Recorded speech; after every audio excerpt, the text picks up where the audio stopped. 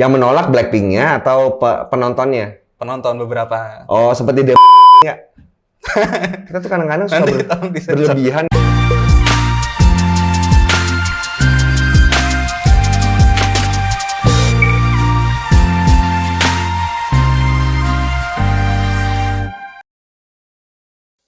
Halo kerabat Nara, selamat datang di Menanggapi Wara episode kedua.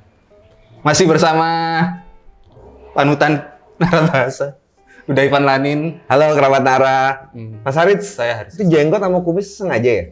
Saya tuh lagi nonton ini udah film seri Arrow. Green Oh Arrow, iya, pahlawannya. tahu saya. Dia pakai kumis, ada jenggotnya. Terus iya. coba gitu. Arrow yang film seri itu kan? Iya, Oke, oh pantes. tinggal belajar manahnya aja. Sedikit nasihat, Apa? kalau dari istri tanggapannya kalau kumis itu bikin gatel, tapi kalau ini oke. Nanti ada waktunya digunakan. Oke. Hari ini kita bakal menanggapi Wara dari Loka Pasar udah. Ada Shopee, terus Tokopedia sama Lazada. Ini kita bahas iklan ini nanti disangka kita endorser loh. Sahabat Nara, kita tidak sama sekali tidak bermaksud mendukung salah satu produk ya. Justru dengan memilih 3 ini kami menunjukkan pemerataan. Yang menjadi sasaran kita kan sebenarnya adalah membahas iklannya kan. Bagaimana cara mereka membuat iklan kan. Betul, bahasanya Ya. kesan, pesan, bahasa sama paling struktur ya. Ya, Struktur Wara. pesan dan bahasa. Betul. Wara, kalau kerabat Nara masih asing dengan Wara, biasanya Wara itu padanan dari kopi. Biasanya kita temukan dalam copywriting atau copywriter. Ya. Lagi Cek daun. Ya, untuk dunia kerja. Oke, udah kita mulai nih. Yuk. Yang pertama dari Shopee. Nah, ini ada dari Instagram mereka. Instagram. 88. Oh, kemarin. Oh iya. 88 Green Beauty Fashion Festival promo puncak 8 Agustus. Seperti songkir, voucher badai semua di Shopee. Ini kalau pertama kan kita lihat ininya ya. Yang paling langsung menarik perhatian kan grafiknya. Grafiknya ini kalau kita lihat dia warnanya merah, kemudian ada aksen ungu kan ya. Terus tulisannya putih dan kuning. Jadi kontras warna. Ini kita tidak akan membahas warna ya karena itu kan aspek visual. Cuma dari segi kesan itu yang pertama kesannya rapih. Kalau dilihat dari sini rapi dan mewah ya. Kesan yang muncul ya. Rapi dan mewah. Lalu dari pesannya ini sebenarnya kampanyenya itu nama kampanyenya sepertinya Grand Beauty and Fashion Festival. Ini untuk merayakan tanggal cantik ya, 88.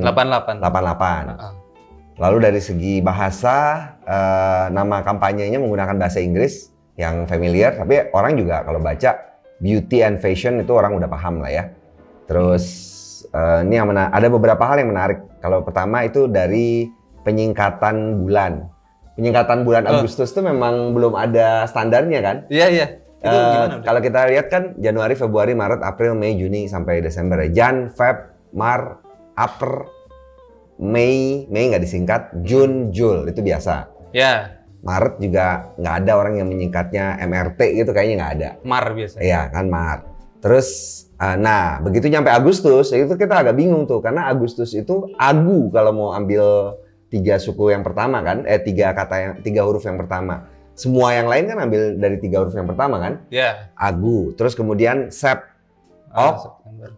Nov, dan Des. Jadi Agustus ini yang membingungkan karena orang agak canggung memilih Agu. Iya. Jadi akhirnya kemudian dia pakainya AGS. Tapi kalau dilihat dari pola ini tidak mengikuti polanya. Cuma karena memang tidak ada standarnya, ini menurut saya sih oke sih. Ini saya pernah bahas sebenarnya di salah satu tulisan blog saya lupa di blog yang mana ya. Cuma pada dasarnya kalau saya menyarankannya Agu biar konsisten semuanya 3 huruf. Oh iya. Mungkin karena saya sudut pandang mesin ya. Kalau mesin kalau nanti disuruh menyingkat kan dia gampang aja dia ngambil menyingkat. Perintah kita adalah ambil 3 huruf pertama. Ya. Itu kan sama semua kecuali Agustus nih kalau memang mau diambil AGS. Ada juga kalau nggak salah AGT. Oh ada yang Ada, cuman nggak banyak. Terus kalau dari segi penulisan semuanya sih kalau menurut saya bagus ya. Terus ini juga kalau dilihat nih sepuasnya setiap jam dan seharian ini berima ya, rima awal. Iya. Aliterasi. Aliterasi lagi. Ya. Terus dari segi pemilihan kata, gratis, kemudian diskon itu adalah kata-kata yang menarik orang kan. Itu keuntungan yang diberikan kepada pembaca. Jadi orang tertarik tuh. Ini penawarannya ada 3 ya kalau saya lihat ya. Penawarannya pertama ongkos kirimnya gratis ongkir. Kemudian ada voucher setiap jam, saya nggak tahu gimana cara memperolehnya. Kemudian ada diskon 50% seharian. Luar biasa sekali ya. Dari segi yang menarik dari segi penulisan ya biasanya kan itu ya, penulisan rupiah. Dia udah betul sekali RP0 tanpa titik tanpa koma, tanpa titik tanpa spasi. Ya. Kemudian dia menggunakan voucher pakai CH. Ini ngambil bahasa Inggrisnya. Kalau bahasa Indonesianya kan kita serap, CH-nya hilang kan. Kalau kita perhatikan nih gabungan konsonan CH ini memang kadang-kadang menyulitkan waktu menyerap. Paling tidak tuh ada 3 pola kalau kita perhatikan ya. Ada yang menjadi K, ada yang menjadi S, ada yang menjadi C. Coba. Yang jadi C itu misalnya charter. Pesawat charter. Oh ya, CH. Ya, itu kan jadi C kan, sama seperti voucher. Tapi pada kasus lain misalnya karakter. Itu bukan jadi karakter. Ya juga ya. Iya kan? Jadinya karakter. Terus brosur. Jadinya brokur atau brokur atau brocur. Enggak kan? Enggak juga. Jadinya apa? Brosur kan? S. Nah, ini seru nih. Jadi CH itu memang di dalam bahasa Inggris kan banyak ya gabungan CH ini. Kadang-kadang kita membingungkan. Kayak misalnya sekarang nih, kita mau menyerap kata chef. Oh ya. Diserapnya jadi apa? Chef, chef, atau chef? Lebih enak chef ya, S. Ya, betul. Tapi mungkin dari asal bahasanya udah. Apakah kayak brosur itu diambil dari bahasa Inggris? Kalau saya lihat untuk penyerapan CH itu kayaknya yang berperan itu bunyi ya. Lebih kepada bunyi.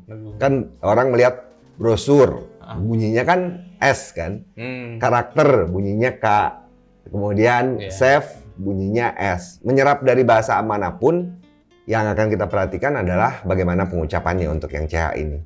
Oke. Terus udah sih, itu kalau dari segi bahasa saya pikir itu yang menarik. Terus penulisan persen, ini juga dengan simbol kan dia ya, menggunakan simbol persen. Di persen itu ditulisnya serangkai. Jadi ini secara kaidah, seperti yang kita bahas sebelumnya, kalau saya lihat nih para penulis suara ini sebenarnya sangat peduli dan sangat perhatian dengan kaidah. Yang sering mereka langgar dengan lisensi artistik itu adalah pemilihan kata. Alih-alih menggunakan bahasa Indonesia, mereka menggunakan bahasa Inggris atau bahasa gaul. Ini kebetulan tidak ada bahasa gaul sama sekali kan? Semuanya ini bahasa formal, yang variasinya adalah bahasa Inggris. Iya, paling kalau yang gaul itu yang kemarin yang Gojekin. Nanti kita lihat lagi ya apa. Ini menarik nih sebenarnya untuk jadi bahan skripsi. Ini teman-teman bisa mencari dari berbagai jenis atau berbagai bidang industri itu apa lisensi artistik yang diterapkan. Jadi nyarinya itu bukan kesalahan berbahasa karena kalau untuk iklan itu penerapan pencarian kesalahan berbahasa itu tidak relevan. Karena mereka memiliki lisensi artistik. Mungkin polanya ya udah ya. Dilihat pola. Jadi kan sampai saat ini kalau ditanya orang selalu bilang bahwa di dalam sastra itu ada lisensi puitis. Di dalam karya kreatif ada lisensi artistik. Nah, batasannya sampai di mana? Kan orang selalu bertengkar antara deskriptif dan preskriptif. Deskriptif itu sesuai kenyataan, preskriptif itu pakai resep kan. Katanya kan nggak boleh resep, nggak boleh preskriptif. Yang dilakukan adalah deskriptif. Ya udah, pelajari aja apa iklan yang ada saat ini itu biasanya menerapkannya seperti apa, dan itu kemudian bisa dijadikan teori. Kan sebenarnya teori itu pengumpulan dari kenyataan-kenyataan di lapangan kan. Iya. Ayo mahasiswa sastra Indonesia. Ayo mahasiswa sastra Indonesia, ini sangat peluang ya. Ini. Jadi kalau jangan buatnya skripsinya analisis kesalahan berbahasa di dalam iklan. Aduh, nggak laku. Yang dicari itu adalah penerapan lisensi artistik di dalam iklan. Bidangnya stilistika berarti itu. Iya, bisa. Nah, kalau diperhatikan udah biasanya jenama-jenama itu pakai kalau tanggal-tanggal kembar pakainya titik. Misalnya 8.8. Nah, itu memang sebenarnya pakai 8.8 itu ya itu kalau menurut saya itu salah satu penerapan lisensi artistik. Contoh jadi penerapan lisensi artistik di dalam ejaan. Kan tidak ada tuh kaidahnya titik digunakan untuk menunjukkan tanggal kembar. Sama seperti sekarang itu kayak narabahasa misalnya kerjasama dengan sebuah organisasi pakainya X. Oh iya, X apa nggak ada tuh pedoman ejaan bahwa X digunakan sebagai lambang kemitraan. Ya. Paling kalau kita lihat kan dan ya yang kita pakai ya.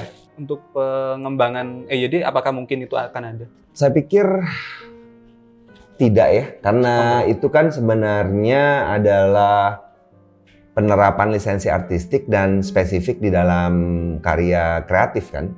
Tidak, saya pikir itu tidak usah dimasukkan ke dalam pedoman umum. Karena EYD kan pedoman umum. Iya, iya.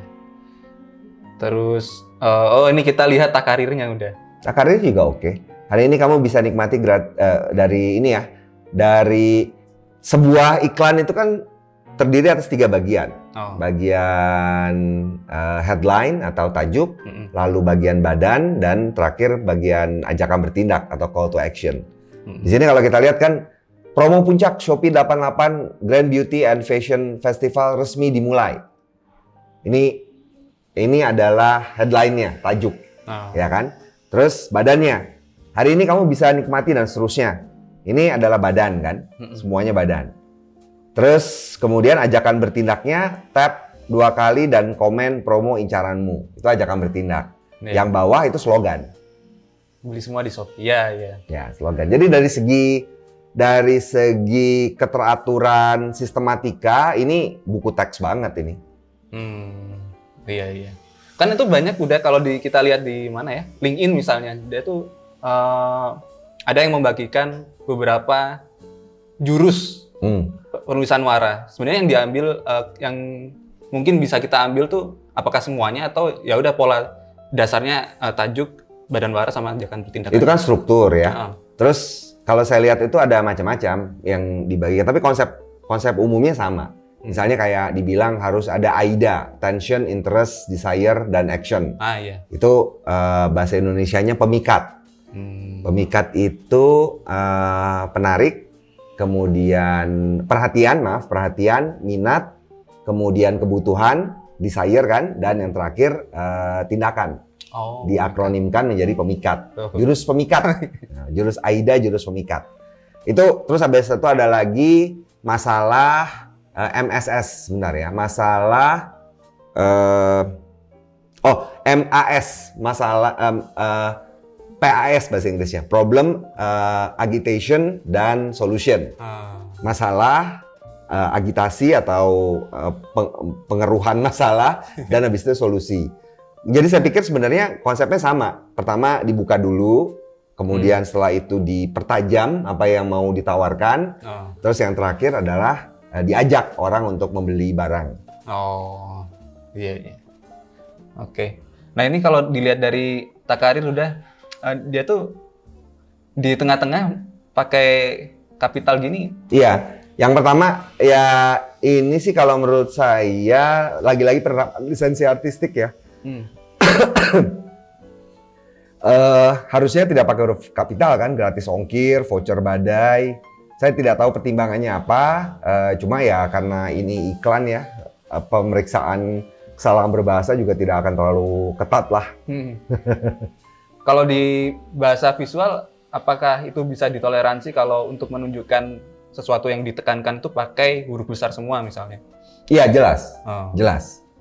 Yang jelas, yang satu lagi perlu diperhatikan sebenarnya kalau kita sendiri menulis pesan gitu ke orang, kalau kita pakai huruf kapital semua kesannya kan marah ya. Cuman ternyata terjadi perbedaan persepsi nih antara ketika di dalam iklan dengan ketika di dalam pesan, itu menarik tuh kan? Oh iya juga. Iya kan? Kalau dalam iklan kita udah tahu bahwa itu adalah hal yang ditekankan. Tapi kalau di dalam pesan pribadi kita akan merasa bahwa itu adalah itu bukan bentuk penekanan, itu bentuk kemarahan. Ya kan? Iya. Gede semua. Iya. Apalagi dari pacar. Gak usah curhat. Oh enggak, kan saya tunangan udah. Oh iya, dari tunangan gitu maksudnya mau dibilang. Nah ini yang luar ruang, ini yang digital, ya. Media sosial. Ada juga yang luar ruangan nih udah. Nah luar ruangan ini lagi-lagi sangat ini ya, irit ya kalau kita lihat ya. Iya. Dia Beberapa contoh tampilan yang luar ruang yang kita lihat sebelumnya itu kan juga sama ya, hemat sekali kan. Kalau tadi kan jualan, betul. Pesan yang mau disampaikan itu dia menyampaikan kiat-kiat untuk, maksudnya keuntungan-keuntungan yang ditawarkan, lalu mendorong orang untuk membeli. Kalau ini, kalau dilihat ini kan hanya menampilkan tokoh, terus tokoh itu tujuannya sebagai pendorong orang kan, orang-orang ini aja beli gitu, apalagi kita kan. Terus tahun baru, gaya baru, ini Berima. Tahun baru, gaya baru, Berima akhir. Terus New Year Sale, terus tanggal periodenya, lalu keuntungannya, dan ini pakai angka 99 semua ya. Betul. Kenapa 9 ya? Kan ini awal tahun. Ya, angka 9 itu kan menarik ya. Ada cashback spesial, ada flash sale. Apa ini? Quiz Shopee. Iya. Nah, di sini tuh ada penggunaan ini udah tanda hubung untuk tanggal. Ya, ini memang kesalahan yang sering terjadi ya. Kita menggunakan tanda hubung untuk menunjukkan periode. Padahal untuk periode harusnya kita menggunakan tanda pisah yang lebih panjang. Saya pikir sih ini lupa atau belum tahu. Jadi ini nggak bisa disebut penerapan lisensi artistik kalau menurut saya. Maksudnya tidak ada perbedaan secara visual gitu antara kalau kita menggunakan tanda hubung dan tanda pisah. Iya sih. Iya kan? Tidak ada tujuannya sama sekali. Bukan sesuatu yang dilakukan dengan sadar. Ini nggak tahu aturannya dia. Oke. Nah, kalau sebelumnya itu kan tadi yang kata kita ngambil 3 huruf pertama untuk menunjukkan singkatan bulan. Nah, tadi AGS. Nah, sekarang pakai Jan. Iya. Kan sebenarnya semuanya konsisten. Januari sampai Desember itu Jan, Feb, ya kan? Mar, Aper, nggak pernah. Api nggak pernah kan? Atau APL gitu nggak pernah. Mei, Jun, Jul, Agu, Sep. Jadi kalau mau konsisten, saran saya pakainya Agu. Terus orang pasti alasannya, tapi enakan AGS. Ya udah, kalau udah masalah enak, susah ya. Kadang-kadang pinginnya konsisten, kadang-kadang pinginnya enak. Kita emang nggak pernah puas sih. Iya. Atau mungkin desainernya namanya Agus, jadi AGS. Bisa jadi. Keren. Tapi udah pernah lihat iklan yang ini nggak, Blackpink ini? Pernah. Dia sempat ada kontroversi udah. Kenapa? Bagian bawahnya ini kan pakai di animasi kartun. Ditusir. Di sketsa. Di sketsa. Sebelumnya itu ada yang menolak dia karena bawahannya. Yang menolak Blackpink-nya atau penontonnya? Penonton beberapa. Oh, seperti dia. Kita tuh kadang-kadang suka berlebihan ya, cuma ya sudahlah. Tiap orang punya penilaian sendiri-sendiri. Ya bagus juga sih. Dia pendekatannya akhirnya dia mengambil kompromi ya. Bagus juga. Cuman ini nggak ada protes juga nih, tangannya buntung. Ini kan aurat. Gak tahu ya, kadang-kadang memang ya. Ya oke, lanjut. Kita nggak boleh bahas itu lah. Terlalu pinggir jurang. Kita bahasanya udah ini aja, bahasa ini tahun baru. Kenapa B-nya? B-nya sebenarnya gede atau kecil udah kalau tahun baru tuh? Ini memang kadang-kadang ada kebingungan ya. Kalau kita lihat kan aturannya itu ketika kita menulis hari perayaan itu menggunakan huruf kapital. Waktu kita menyebut tahun baru itu sebagai sebuah perayaan, itu kita gunakan awal huruf kapital. Tapi ketika kita menyebut pada tahun baru itu, ya itu nggak usah sih sebenarnya. Jadi ini harusnya tidak usah pakai huruf kapital.